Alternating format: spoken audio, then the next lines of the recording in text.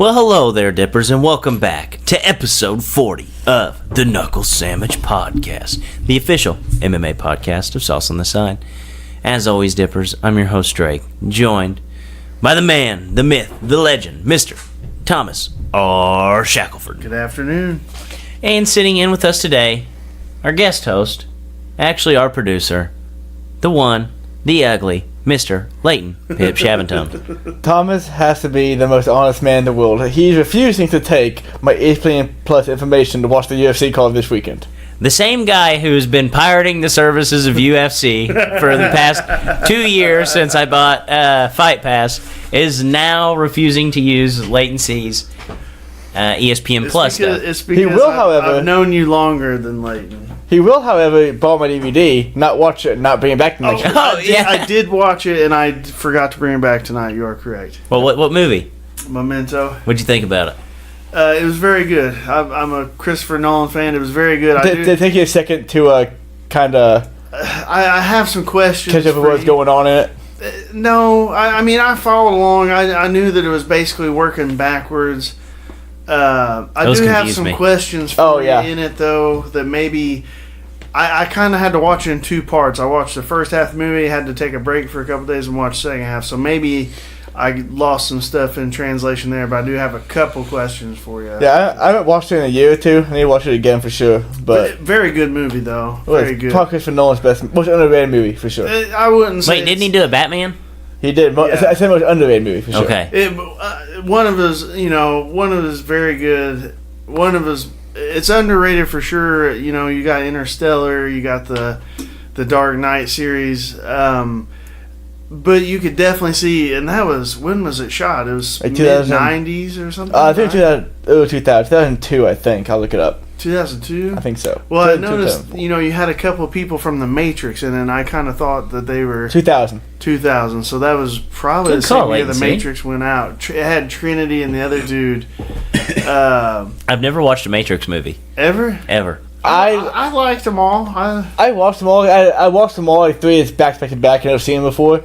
It took me a few days to get through each one. They're long, and I don't know. I just really couldn't get into them for a while. What's crazy about The Matrix, I was in high school when they came out. When the first one came out, it was like a generational movie. Like, it changed everything about action movies. Well, yeah, because you could bend bullets and bend backwards exactly. and shit. Once you saw that, every action movie after that had that. But then it also had that... it had like the mental side and just a lot of philosophy in it. And then 2 came out. 2 and 3 they filmed, I believe, at the same time. And 2 was super. Everybody's looking forward to it. It was supposed to be the big sequel, the big follow up. It got horrible reviews. Yeah, that's the one that was hard to watch for a while. And then it felt like maybe a week later they dropped 3. Like 3 almost came out right on top of 2. It was really close together. And it was a strange thing. I've never seen anything like that. Was 3 good though? Did people like 3? I liked them all. Again, we talk about this. I can go into a movie with no expectation, and I liked them all. But then, you've never seen Shape of Water, then. My buddy Chuck, he hated them. First ones are great. The whole rest of them are horrible. If you just watch them as standalone, say this is the story, this is where it goes, whether you like the ending, good or bad, they're pretty solid movies. Yeah, The Matrix Reloaded, the second one came out May 15, 2003. Matrix Revolutions, the third one came out November 5th, 2003. So within the same year. Yeah. Wow. So... I think the Avengers at the time like one of the most expensive produced movies of all time. It was like 6 months. Yeah. The Avengers are going to be, I think, 11 months in between the third and fourth. They did the same kind of thing. At the time, I would say. When does it take for it to come out on like VHS and DVD and shit? Now, like. It's pretty quick. Like 2 or 3 weeks at least. It used to be a few months. Yeah, that's what I was going to say. Like back in the day, you wouldn't hear about a movie for like 3 months after it came out of theaters. I think the way they dropped them was it depended on how well it did at the box office. If it did really good at the box office, the wait for the DVD was longer.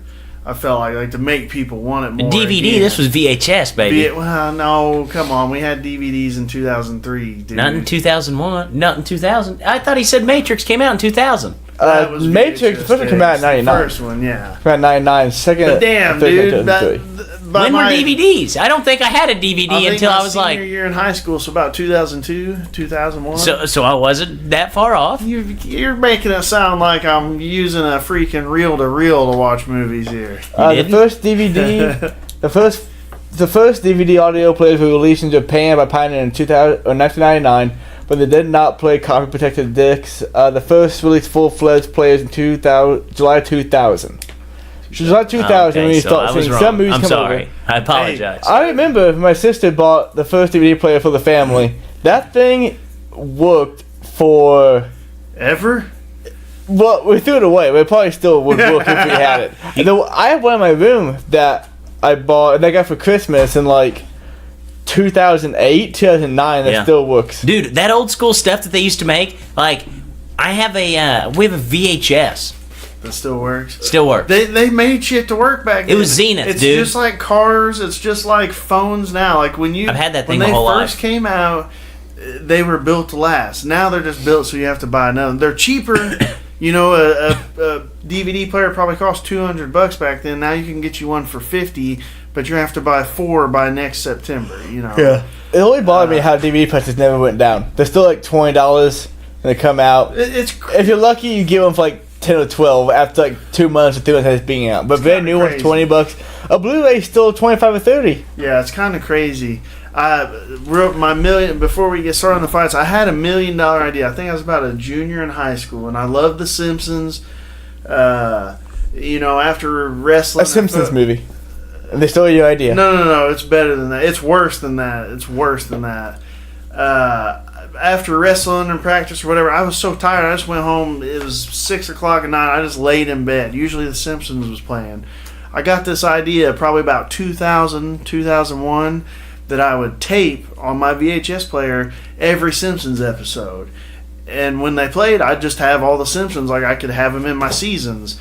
You know, well then, freaking about a year and a half later, a DVD player came out. I got my DVD player. Well, guess what followed? They started selling seasons of The Simpsons. So, like, some of the first episodes, or some of the first DVDs I got were like these little box sets of seasons of Simpsons. And I have like 4 VHS tapes with stuff I'd taped off That's TV. Awesome. So, you know, I was a little ahead of the game there. Unfortunately, I didn't have the capital to jump into the DVD business at the time. I might be a gajillionaire sitting here right now. So your first DVD for The Simpsons season, whatever? Season what? Was that your first DVD, The Simpsons seasons? It wasn't my first one, but it was one of them, like within the first 5. What's your first DVD, Drake? My first DVD? I don't know, but I can tell you what my first CD was. I remember that. What was that? You guys remember Sean Paul? With that temperature song and like what was the other one? I'm pretty sure that album is called Trinity. I think. Sexy ladies go wrong with us, go wrong with us. That dude. I would play that song all the time whenever I was little. That was my song. I had that, and that was the only song I'd listen to. I think it was number 1 on there, and then I had. Or it might have been number 7. I think it was number 7 on that disc. And then I had Baha Man, and I'd play Who Let the Dogs Out. I'd just go ahead and skip to 15 because number 15 was Who Let the Dogs Out, and then number 1 was Who Let the Dogs Out. So yeah, I'd listen to Sexy Ladies and Who Let the Dogs Out. Your poor parents. It was awesome. Yeah, I think I've seriously owned 4 CDs in my life. Baha Man, Sean Paul. I bought Smash Mouth because this is Drake's favorite song on the Sean Paul CD.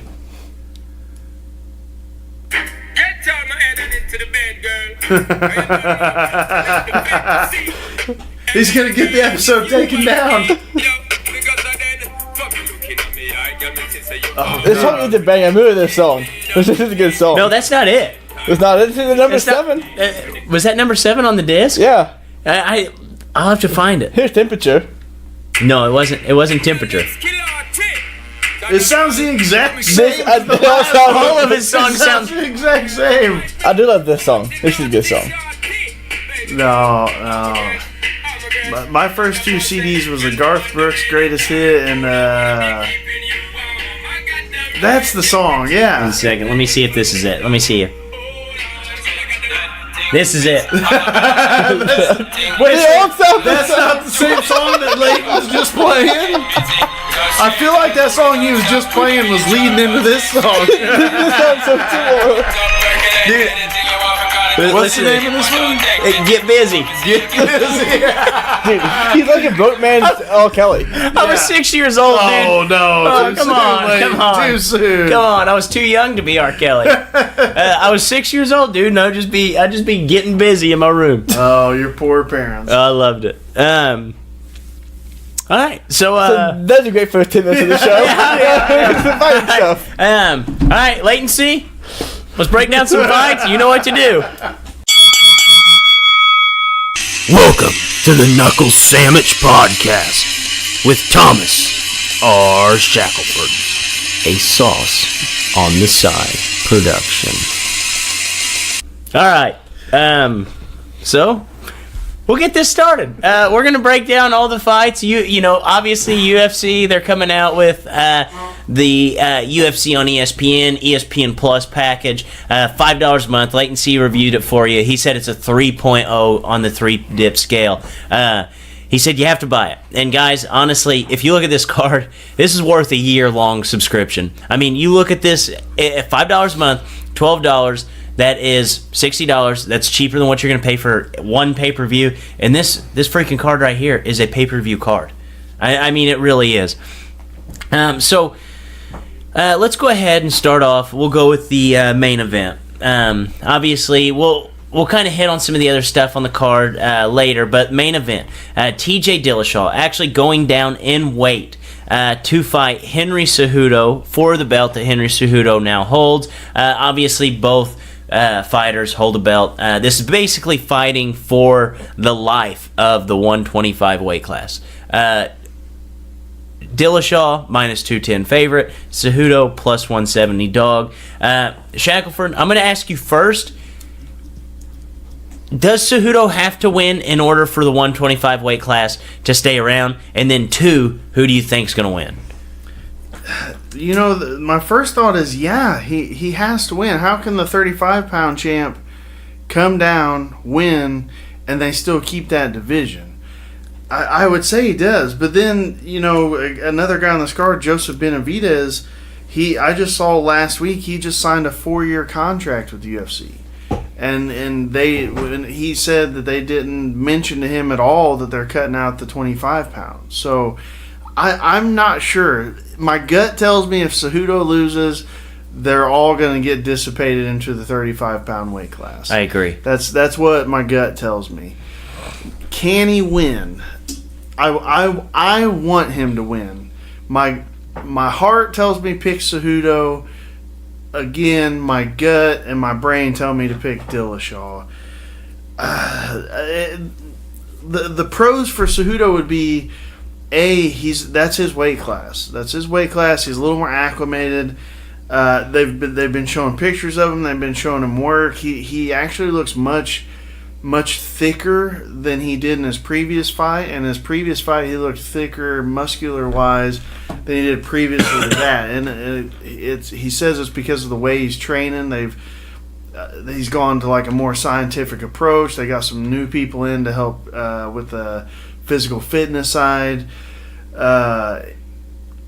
His wrestling, you got to think his wrestling is going to be better than Dillashaw's. His striking has come a long way. He hits pretty daggum hard, and he's not going to be dealing with the total package that is Demetrius Johnson. You know what I mean? That was really what he was chasing. As far as Dillashaw goes, he's definitely gonna have the more rounded striking skill set. He's definitely gonna have a little bit better on the leg attacks. The wrestling isn't in his favor, but what my brain is thinking, what I'm thinking is his movement is going to negate a lot of that wrestling. You know what I'm saying? Because he's not going to be clinching as much. Right. His movement's going to negate a lot of that wrestling advantage that Cejudo has. Dillashaw's not as big as maybe a clinch fighter like DJ was. And now we kind of saw a little bit of a weakness. You remember DJ hit that real low calf kick on Cejudo and really, hurt him bad. The way I see this fight going, I think it will be a tough fight, but I think overall Dillashaw is going to end up wearing him down from the outside with those low kicks. He may get taken down a few times, but he's not a guy known to stay down. So my heart, I want to see Cejudo win. If he wins, I'll be happy to hell, but I would feel guilty to tell people to pick Cejudo even though he's the underdog when I think Dillashaw is going to get the W. Yeah, I think this is an interesting fight, and I think this is a rarity in sports where we see potentially the greatest fighter of all time get beat, and not by a fluke situation, just get flat out beat like DJ did. And then that guy who just completely dismantled him comes out his next fight and is an underdog. Yeah. And a pretty significant underdog whenever you look at it. So that's a rarity. And I think that he's going to be able to overcome those odds. I mean, we've seen guys like Michael Chiesa. The lower weight class isn't for him. We've seen guys time and time again where, move up in weight. Actually, they look a lot better. We don't see this a whole lot where a guy comes down. I think this is the first time ever the champ has gone down a weight. This is the first time that the champs come down, but how many times do we see guys in general come down? I mean, it's very, very rare, especially at lightweights like this. He looked bad. Remember we talked about it. I mean, a week ago he looked terrible. He put out a couple videos. That's really the X factor, is how that weight cut's going to affect him. I think Dillashaw's a better fighter. I agree with that. I think overall skill set, he's probably a better fighter. He has more ways to win. I'm not even worried about him getting tired from the weight cut. I'm more worried about him being able to take a shot. Because once you've drained all that juice, he's not going to be able to take a shot. And Cejudo hits hard for that weight class. It's a tough one to pick. It really is. I think, you know what I think people should base it on? Wait to see if those odds start swinging a little bit. Because if those start swinging, the Vegas always. I won't say always. Vegas, if those odds swing, they know something we don't. Yep. And if weigh-ins comes and Dillashaw looks like a skeleton and looks half dead, like he did in his video from a week and a half ago, go ahead and pick a Cejudo. I think you should kind of base it off that weigh-in. And either way, it should be a fun fight. I really don't know what's going to happen. Yeah. I really don't know what's going to happen in this fight. I agree. I think this is the hardest one to pick on the card. But I do think Dillashaw's a better fighter. I think Cejudo is more fit to fight this weight class, which is why I'm kind of leaning towards him. I think this will be a good one, though. The other thing is damage that TJ's taking. We've seen him knocked out before. Yep. Dodson knocked him out. Think of the fights. Renan Barao 2 times. That was a war. He won decisively, but he happily stood in the pocket and traded. You got 2 Garbrandt fights. They were quick, but he took a lot of shots in those he almost fights. died in the first Garbrandt fight. Yeah, he got knocked dead in that one. I'm trying to think. Joel Soto, he's taken a lot of shots. At some point in his career, he's going to reach a plateau of where he can't stand in the pocket and take shots from guys. And probably be at 125 pounds, too. Yes, and maybe it's this one where he drops an extra 10 pounds with nothing but water. I'll tell you this, too. Think about think about what he's been training for the last 2 years. Fighting Cody Garbrandt. A flat-footed boxer. Flat-footed boxer. And what has Henry Cejudo been basically chasing the last 3 years? The most well-rounded guy ever. So, I look at this. I think that Henry Cejudo's going to win this fight. I really do. Him. I want to pick him. I really do. It doesn't take much to talk me into it. Yeah. This is like, you have 2 guys you have 2 teams. One's just barely, one's probably more skilled than the other. One team has been preparing to play Alabama every single week for the last 2 years, and the other team's been planning to face like Texas Tech. Like one team that's just so well-rounded, and then the other one where there's obviously a huge gaping hole that you can exploit every single time. So I think I think Henry Cejudo's the man in this fight. It'll be fun though, either way.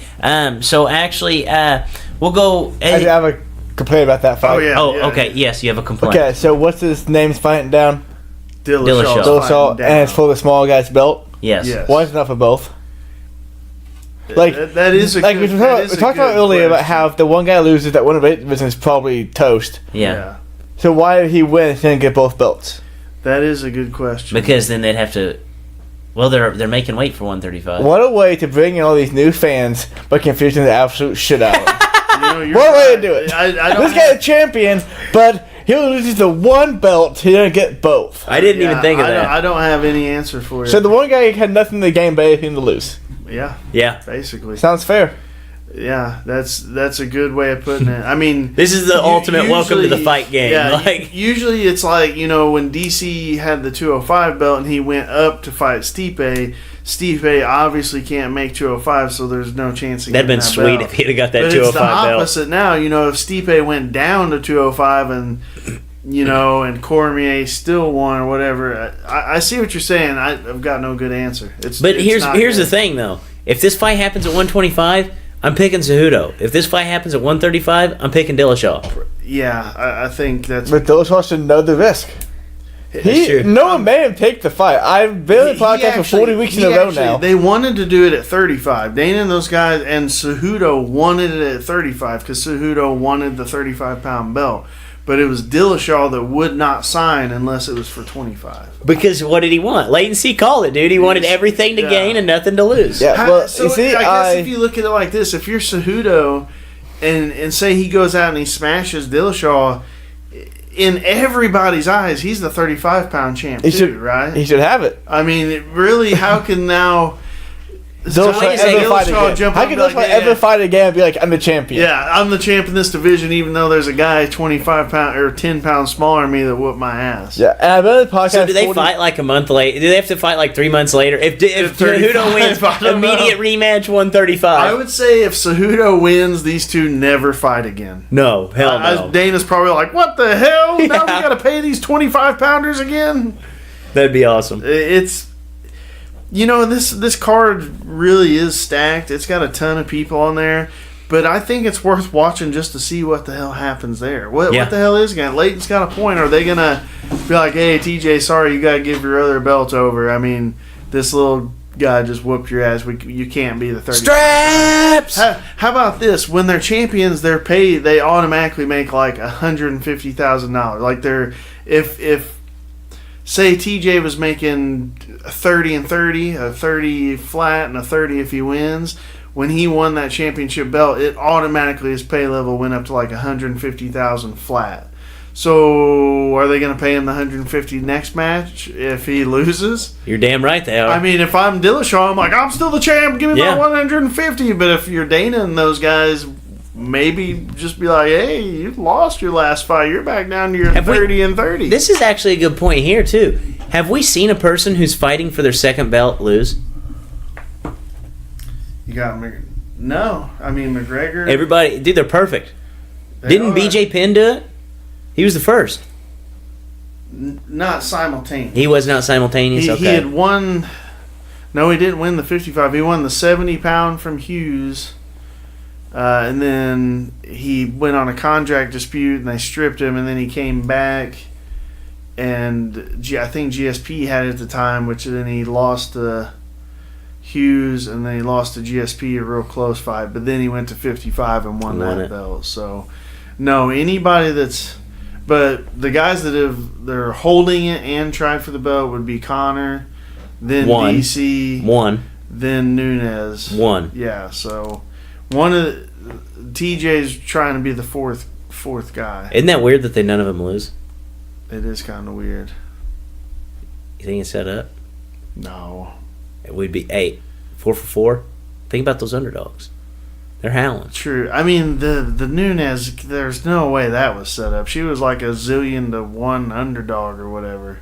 And everybody was still betting sideboard. Yeah, nobody thought she was going to freaking win, so... I don't know. Just thinking. It should be a double title fight. You get way more views for that $5 I agree. month charge. I agree.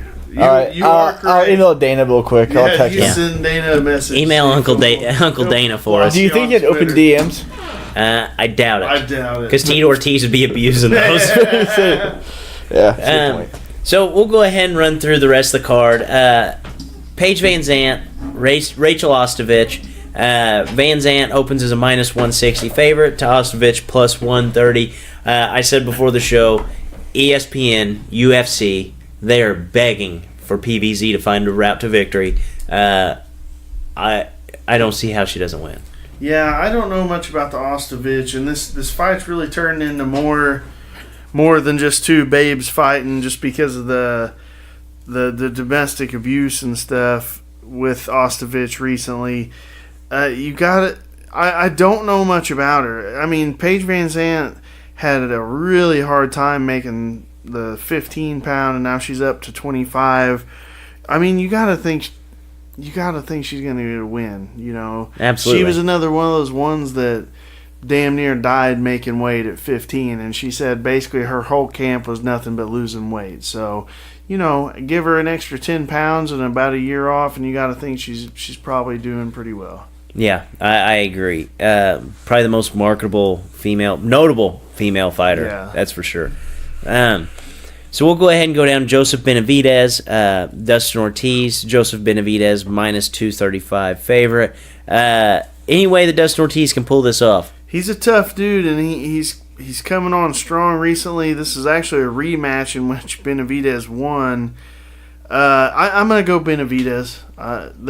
He had that little hiccup. Remember, he had like a freaking 2-year layoff. Came back against Pettis. Yeah. Had a decision lost there. I still think of what we always kind of thought about him. He's number 2 in that division. Yeah. So I'm gonna pick Benavidez. Still so, even after Mighty Mouse left. And he has a win over Cejudo. So say Cejudo wins and then Benavidez wins. There's a perfect little grudge match right there. No, if Cejudo wins, he's going to have Max Holloway come down and fight him. So we'll go ahead and go to one of the more interesting guys on the card, Gregor Gillespie. I know we've sang his praises on here plenty of times. You've went in detail about how good this guy is. He's fighting Yancy Medeiros. Gillespie minus 550. Medeiros plus 375. Gregor Gillespie by death. It's not going to be pretty. No. I mean, Gregor's the dude. He was an NCAA champ. I think he wrestled for Edinburgh. I think he holds like win records and stuff for Edinburgh. Yeah. If you hold any records at Edinburgh, you're a murderer. Yeah, you're a killer. Yancey's a dude that takes a ton of punishment. He's one of those guys. He takes a ton of punishment to give a little, he'll take 5 to give 1. And against Gillespie, you cannot do that. So Gillespie at 155. Just depending on how stuff is, if you said Thomas, pick a guy that would jump up and fight Khabib right now and win, for me it'd be Gillespie. That's how big I am on the dude.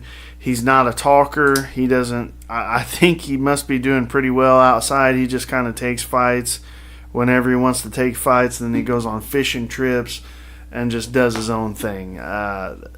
I'm big on him. I don't know if he's a dude that's ever going to get a title shot, just how the game is set up right now, but he's a dude that I would pick over everybody else in the division.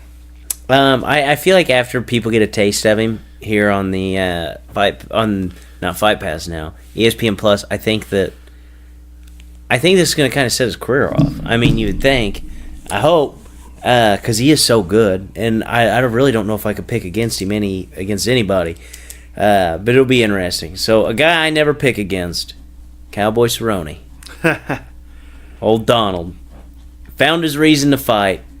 He has his kid, 1-0, undefeated since the birth of his child. He is fighting Alexander Hernandez. Hernandez is minus 200 favorite. Shackelford, don't you do it. Don't you dare pick against Cowboy. What do we do here? What do we do with this Hernandez kid? I don't know. You've seen him fight. Yeah. He's the one that Who did he last fight? He fought the OAM, the Canadian gangster. Oh we no, picked this against isn't good. him. Yeah.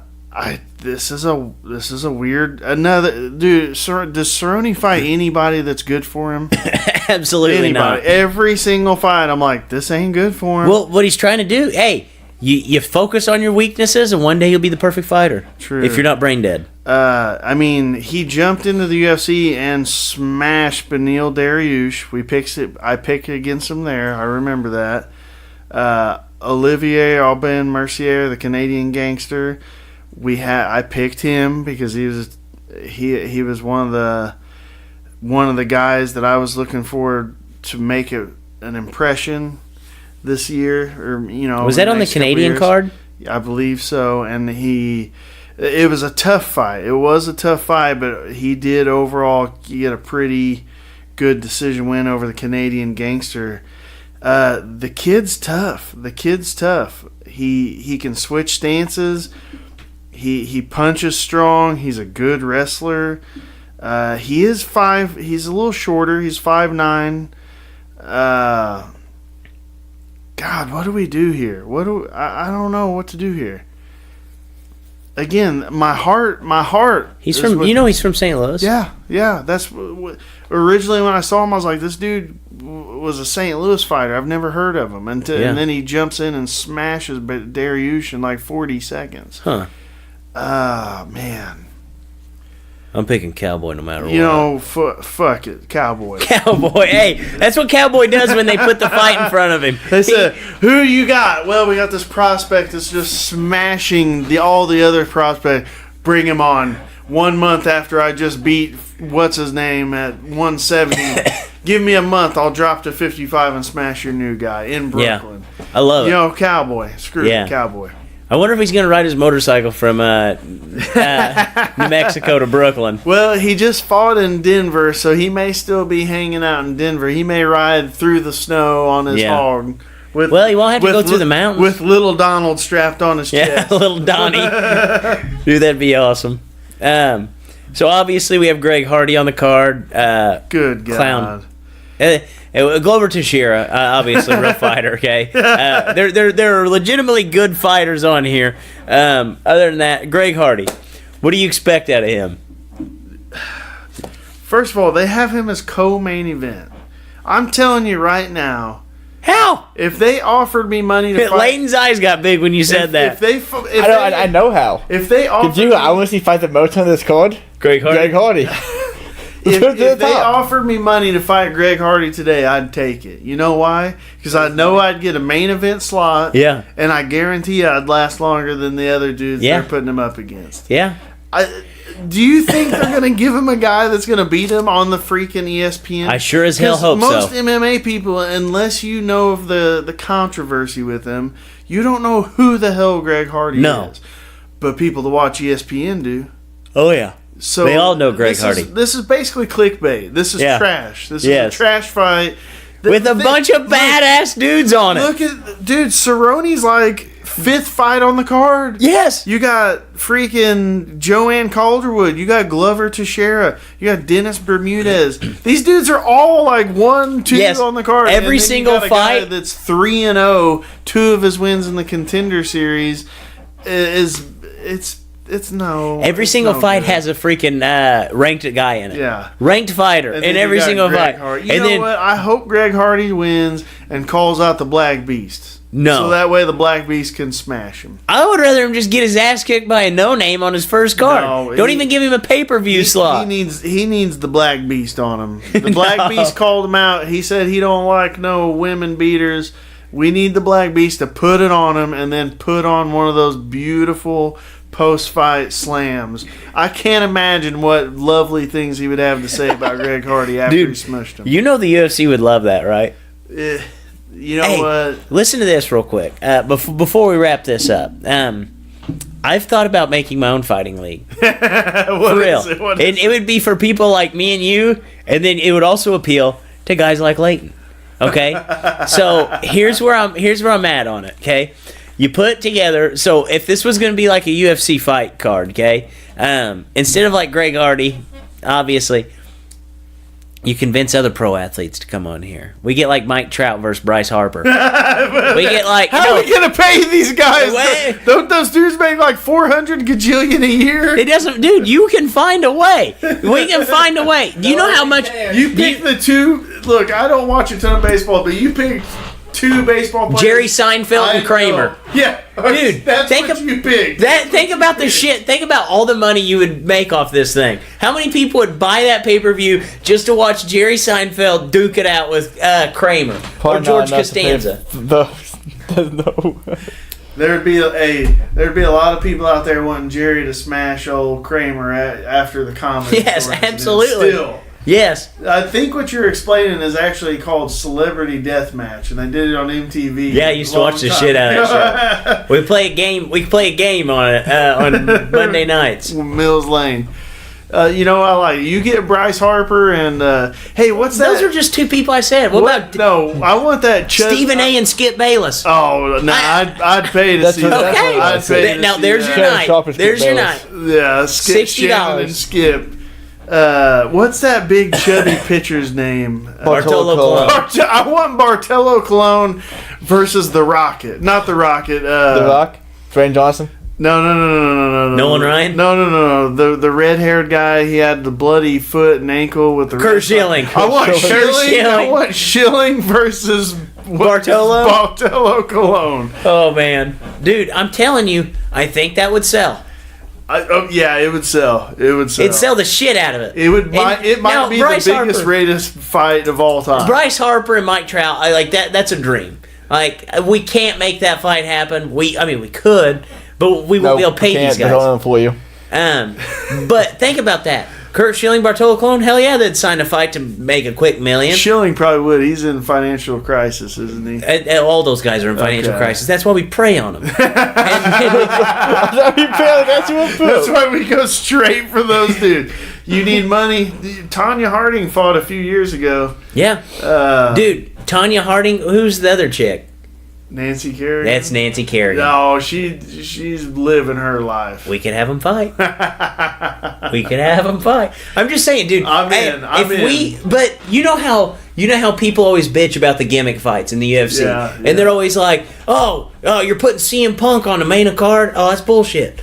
Well, what if we just come out from the beginning and we're like, okay, listen, we will have we're going to have our contender series, like guys who are legitimately going to be fighting for a title are the first four fights, and then sprinkled in there, we'll have the celebrity fights or just the fun fights. We'll have so a main card, we should have 4 contender fights on it, and then just have a fun card fight where it's maybe dwarfs or 2 people over 450 pounds, and then you throw in the celebrities.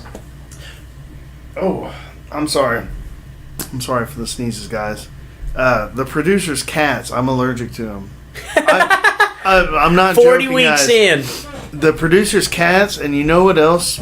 It's this fucking vape thing. Since I took him and the other host, Fletch, to Hardee's one night, they've vaped the shit out of my lungs, and I cannot breathe when I'm around them.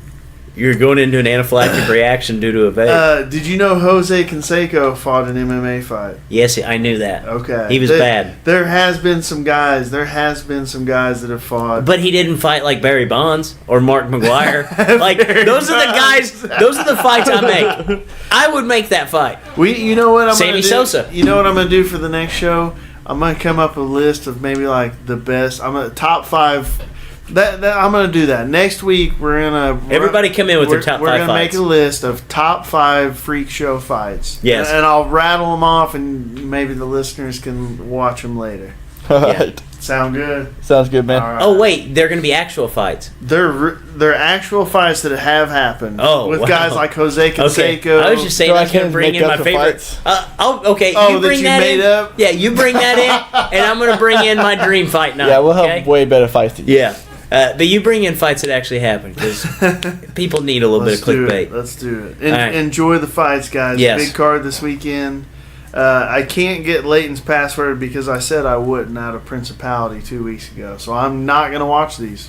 So somebody go ahead and DM Shaq for your information as long as it's not Leighton's. Yeah, if you can send them in, send them in. And on that note, for Drake, for Leighton, Mr. Shackelford, as always, Dippers, stay saucy.